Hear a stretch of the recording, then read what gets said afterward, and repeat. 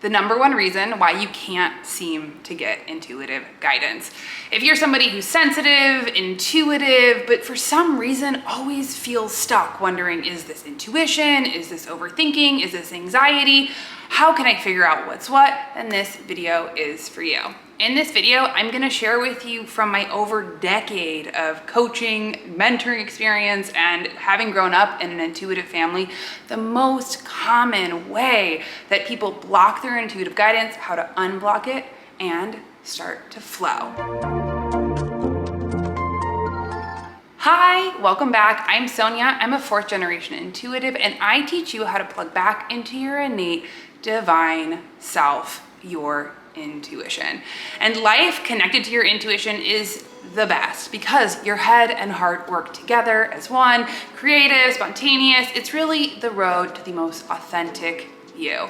And today I want to talk to you about why, the most common reason I see over and over again of how people get stuck not being able to tune into their intuitive guidance. So if you're new here, don't forget to hit subscribe, hit that like button, that little bell notification. I release new videos every single week. And if you're returning, welcome back. Leave me a comment. Did you see my last week's video? Anyway, let's dive in.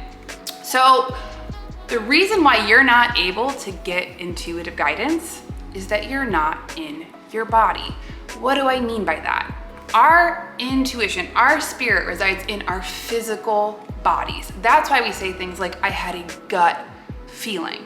Intuition doesn't happen here, it happens here. Your spirit lives in your heart space and is connected to your gut. And your body is smart and picks up on things way before your conscious mind does.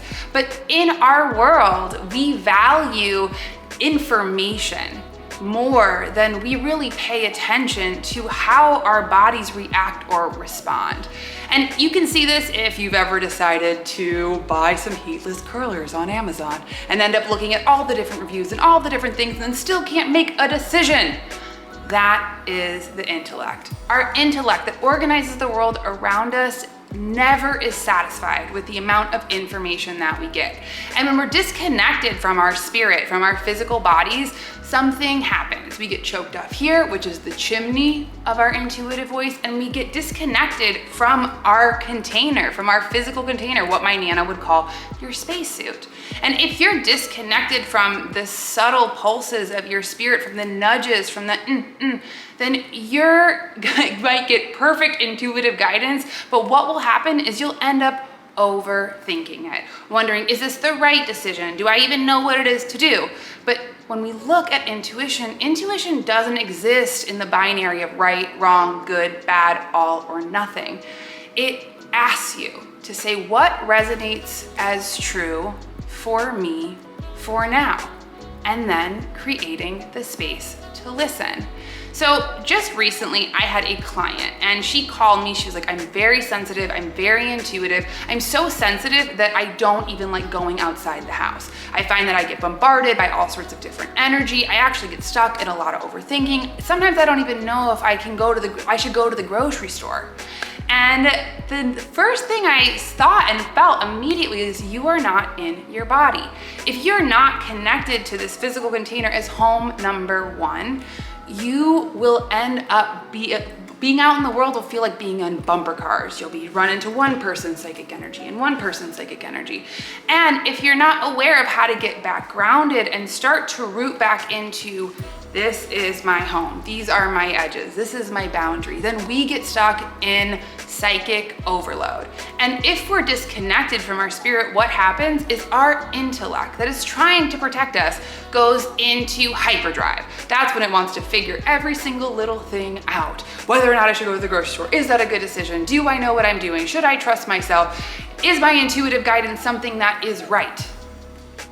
So, first step in starting to reconnect to our physical bodies, starting to connect, is you can even close your eyes, put one hand on your heart, one hand on your belly, take a deep breath in through your nose, exhale like you're exhaling 10 birthday candles, and gently close your eyes.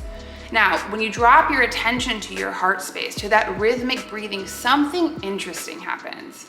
Our intellect starts to quiet because it starts to feel reconnected back to our spirit, back to our higher self, where it knows it has support. And so once that chatter of a little rotisserie chicken on a spit starts to quiet down, that's when we can start to do a body scan. Notice in your physical body, where is it tight? Where is it loose? Are you holding tension in your shoulders, your jaw, and your back? And then you can even take it one step further and really focusing your energy and attention on that spot.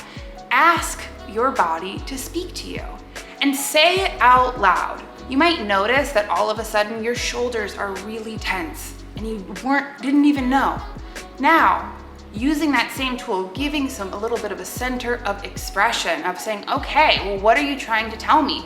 Maybe that you feel like you have too much on your back, or maybe there's a relationship that isn't going the way that you want to and you feel betrayed in some way, stabbed in the back.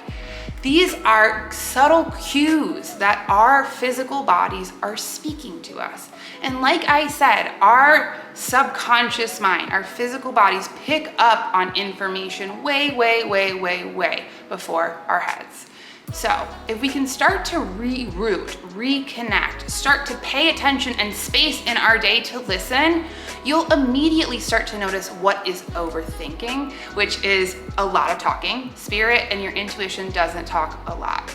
You're also, another way that we'll have not only overthinking, but where you'll feel disconnected. Where we get disconnected is where we're not sure what the right decision is. We're not sure how we feel about something. We're not sure what is the right answer. And so as we start to root, hand on our heart, hand on our belly, it's a really beautiful practice also to start your day, because it's starting your day by connecting back to your spirit, paying attention to home number one.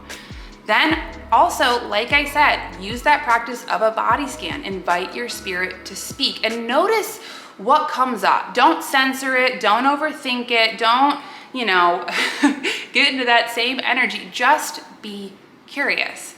Number 3, move. When we don't move our energy, we become energetic landfills. And what happens is we get into overthinking, we get into overdrive, we get into past, future, trying to figure it out. But when you go dance, take yoga, go whatever it is, go canoeing, you reconnect, you get connected back, and everything starts to quiet, and you can start to notice and pay attention to what is your spirit saying. One thing that I always know from my mom is, how movable are you? Spirit moves you. Your intuition moves you. It has you make decisions. It guides you. But if you are so disconnected or don't move, then not only will you never trust your intuition, but your intuition will just become yet another radio frequency that gets jumbled. So this week, pay attention to your physical body. Notice what it's saying to you and honor it.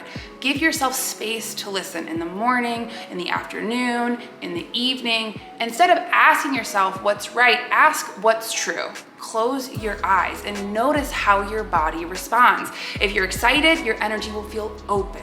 If it's not right, you'll feel contracted. If it's a lot of talking, it's your head. And if you're really in your head, that's where you go, move the energy, have a dance break, and then check back in. So I know this seems like a simple tool, but it's the number one way that I see over and over and over again with my clients in mentoring of how we get disconnected. So this is foundational. How much do you move your body? How much do you pay attention to it? How much do you care for it and listen to it and really treat it as the holy vessel, spacesuit, as my Nana would say, that contains your magnificent spirit. So if you liked this video, drop me a comment, let me know what you think. I am so grateful. I love to hear from you. If you want to learn more about your spirit type, take my spirit type quiz down in the description below. You'll not only find your spirit type, but actionable ways to better care for your spirit so you can feel better connected, replenished, and build that place of your confidence. And if you haven't already, check out my podcast with my mom and sister. It's all related. And right now I'm doing single card tarot pulls. So if you want an email reading from me, check that out. I'm so excited about it. And yeah, move your body, love it, move it, dance it, shake it, feel how movable you are, how much resistance do you have, be curious, and then connect to your spirit and you'll have a transformation, promise. So like also that subscribe, like, don't forget, and I will see you next week. All my love, bye.